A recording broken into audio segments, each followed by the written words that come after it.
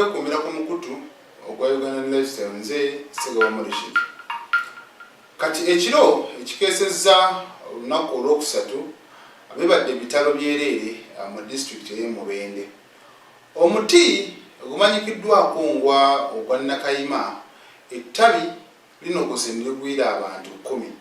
Kubanga abantu 10 kigambibwa nti omu afiiriddewo awo era nga afudde ye Anet Nakabuye myaka 45 nga badde mutuuze weeyo e Kasaana Nyendo Masaka. Abalala babiri abakyala nabo ne baddusibwa mu ddwaliro akossa n'omwana era nga bano bonna basobodde okubeera nga bakafiiramu. Kati amyuka RDC district y'e Mubende nga ye Abubeka Birungi ageze maaso n'okubeera nga alambulula ku nsonga eno. Agambye nti bano babadde n'ebikujjuko olunaku olw'enkya era nga wakati mu kuteekateeka basabye obukuumi era ne bategeezaako abakuumaddembe. DPC yasobodde okubeera nga akulemberamu abasirikale ne bajja okwetegereza ekifo balabe embeera mwe kiri. Anti mu kutuukayo eno basobodde okubeera nga balabula abantu emikolo mu kisazeemu embeera omuti gye gulimu si nnungi. Ye bw'atyo bwasobodde okubeera nga ategeeza.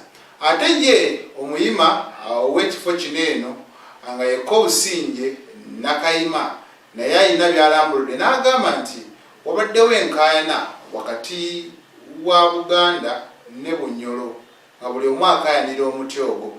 Jjukira mu biseera eby'edda bw'otunuulira Mubende n'ebitundu ebimu ebitwetoolodde byali kitundu ku Bwakabaka bwa Bunyoro. Kati mu mbeera bw'etyo nga n'ono omukyala Nakayima kati ssaawa zino gwe batwala ng'omusambwa ye yali omukyala w'Omukama Ndahura. Bo owaabwe bamuyita Omukama owa Bunyoro. Kati Buganda bassekabaka abaaliko bwe bagendanga batabaala ababaliraanye kugenda maaso n'okuba nga bagaziya Buganda n'ebifo ebirala bagenda maaso n'okubeera nga babyeddiza. Kati mu mbeera bw'etyo era ku luguudo olwo lwe lumu olw'Emitiyana kuliko ebifo bingi nnyo eby'ennono. Bw'otuuka awo edda batusomesanga ettanda ewa Walumbe era kisangibwa ku luguudo lw'Emitiyana. Kasita otuuka ewali bwe bagamba Walumbe ewali Kintu ne Nambi. Then era ku luguudo lwennyini waliwo ekitundu kye bayita Nnono ewali kabaka eyasooka owa Buganda gye baatuulira era ebika ebyo 6 ne bikola Obuganda. Kati Kintu kabaka eyasooka ayawukana ne Kintu bawa Nambi. Nambi ye mwannyina wa Walumbe. Ebyo mu primary ndowooza twabisomanga era n'abaana bangi nnyo abagenda mu bifo ebyo okusobola okulaba nga balambula. Kati okufa buli wamu kusobola okubeera nga kukusangawo. Waliwo nga tuyingira omwaka abafiira mu Ekereziya, abafiira mu binyumo nga bagenze okucakala, ate era kyongedde tulaga ne mu bifo ebifaananako webityo era munnange omutonzi asobola okuyitirayo. Mu mbeera nga bweri abantu ababadde mu kifo kino eno kigambibwa okuba nti babeera beebase okusobola okulaba nga bafuna obubaka. Obubaka nti obubabeera bafunye babeera bagambibwa ekyo baba bateekeddwa okubeera nga bakola oba oli awo basobole okubeera nga batereera n'okubeera obulungi. Sayiko y'obulamu bw'ensi buno eno bw'oba n'ebizibu buli wamu otuukayo omuntu osobola omulaba mu kkanisa y'abalokole naye nga taliyo lwakuba nti alina okukkiriza wabula ng'aliyo lwakufuna kyamagero oba kuwonyezebwa. Era n'abantu abamu osobola okubasanga mu bifo ebityo eby'ennono ebyobuwangwa n'ennono si nti lwakuba bakkiririza mu busamize wabula nga bagenzeeyo okusobola okulaba nga bawonyezebwa. Kwegamba embeera bwetabuka ennyo omuntu akola ne kyatandikoze okusobola okulaba nga atereera. Kati abamu basobola okuwona nga basinza Katonda. Oli n'agenda mu kkanisa n'agamba nti nze nateredde era sikyalina wannuma. Omulala n'agenda n'amusomera edduwa n'agamba nateredde sikyafuna wannuma. N'abantu abagenda eyo wabeerawo era abajja ne babagamba nti nze bwe nagenda mu kifo bwe kiti nasobola okuwona kino nekino ekyali kinnuma. So buli muntu aba n'enzikiriza ye nekyakkiririzaamu. Kati enjago eyo etuuseewo tuyinza obutanenya nnyo bantu babadde mu kifo ekyo kuba nabo ekyo kibakkiririzaamu. Kuba otunuulira ogwo omuti baba kugamba nti nno gubaddewo emyaka 400, kitegeeza nti emyaka egyo 400 abantu bano eno bangi nnyo abadde bagendayo abasaba enzaalo n'ebirala era ne babifuna. Bwe tutunuulira erinnya lennyini Nakayima era kiviira ddala mu bweyimirize.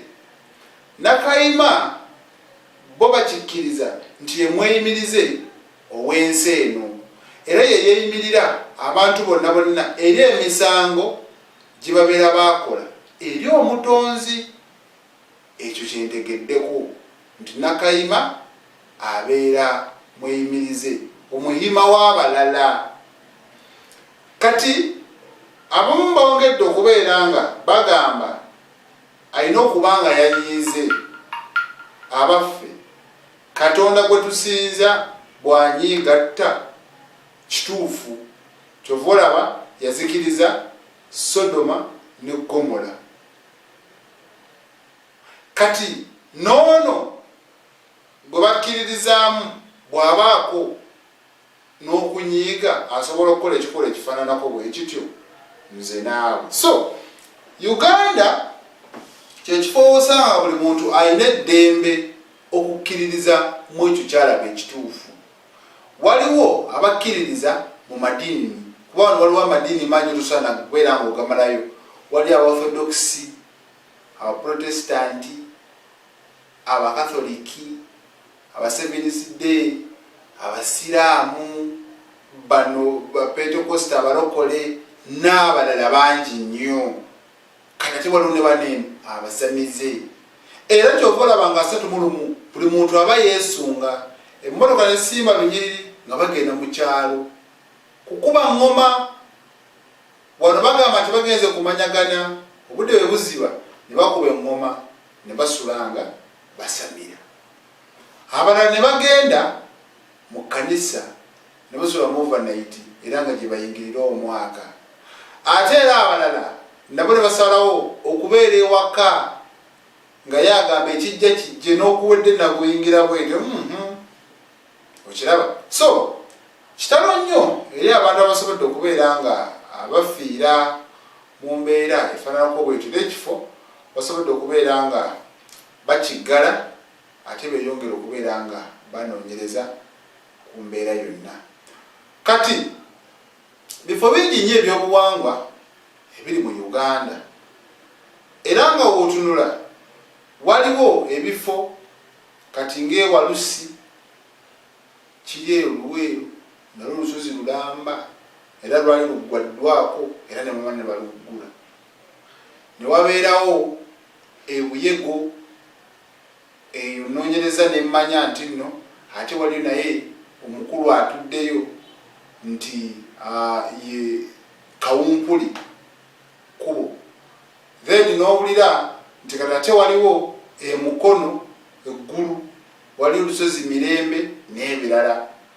N'owulira nti ate waliyo ewalala wa Erusiiti sayiriza eyo ebusaabala nti eyo Kabaka Mukasa Kiwanuka ne Musoke nti gye baayawukanira. Owulira kale bw'oyongera nnyo okusoma ku bino ebintu abantu abakkiririzamu enzikiriza bingi nnyo.